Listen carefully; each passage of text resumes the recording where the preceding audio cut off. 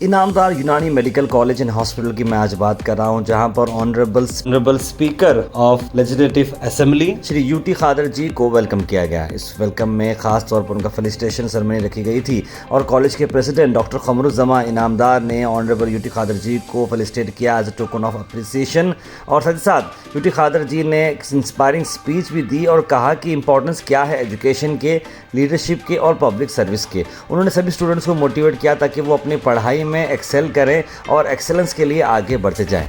साथ साथ यूटी खादर जी ने विजडम के तौर पर, इंकरेजमेंट के तौर पर बच्चों को काफ़ी इंस्पायर और मोटिवेट भी किया और कहा कि मेहनत ही रंग लाएगी। अगर आप मेहनत करते रहेंगे तो अपने गोल्स को ज़रूर अचीव करेंगे। इस मौके पे सभी इनामदार कॉलेज की एंटायर टीम ने यूटी खादर जी को बहुत बहुत शुक्रिया कहा।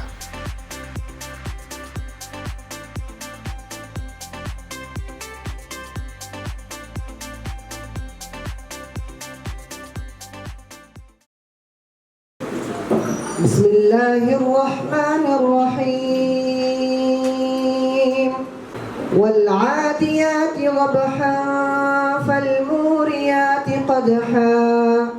I know these two brothers not now, before I became MLA only. 25 years back. And I know that their commitment and their sincerity and honesty and effort has made them successful in their vision to in the society. I congratulate for starting the education institutions only. ಯಾರು ಶಿಕ್ಷಣ ಸಂಸ್ಥೆ ಪ್ರಾರಂಭ ಮಾಡ್ತಾರ ಅವ್ರು ನಿಜವಾದ ದೇಶ ಪ್ರೇಮ ಅಂತ ಹೇಳಲಿಕ್ಕೆ ನಾನು ಇವತ್ತು ಬಯಸ್ತೇನೆ. ಯಾಕೆಂತ ಹೇಳಿದ್ರೆ ಭಾರತ ದೇಶ ವಿಶ್ವದಲ್ಲೇ 1ನೇ ಸ್ಥಾನಕ್ಕೆ ಹೋಗ್ಬೇಕಂತೇಳಿ ಪ್ರತಿಯೊಬ್ಬರ ಕನಸು.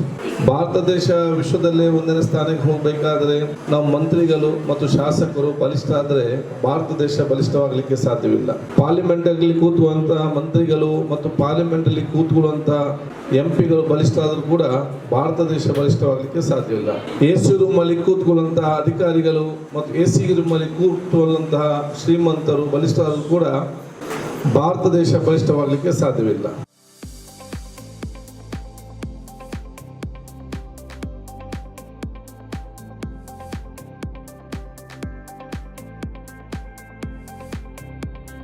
Thank you for watching Go Hash. Like, share and subscribe our channel.